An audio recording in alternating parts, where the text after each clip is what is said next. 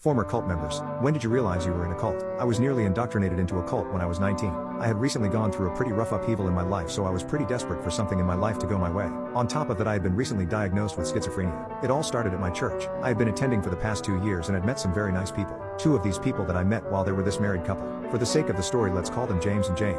James was 44 and Jane was 29. James and Jane were sweet and very welcoming, so I found their presence to be exactly what I needed at the time. For about 4 months I had been going over to their place to just hang out or have dinner. Their place was covered wall to wall in crosses, fish, and other holy symbols. Over time though, they began to get a bit more intense than they had been in the past. As I got to know them, I would eventually come to tell them about my diagnosis. They were always extremely interested in hearing all about my hallucinations. At first I had only thought they were curious. A couple weeks later, James and Jane invited me over for dinner. I had assumed it would be just like any other time I had gone to visit. When I got there, however, I quickly realized that I was not the only person they invited. 3 other people were there, 2 women and a man. James and Jane told me that they were family from out of town and asked if it was alright for them to join for dinner. I didn't want to be rude, so I hesitantly said yes.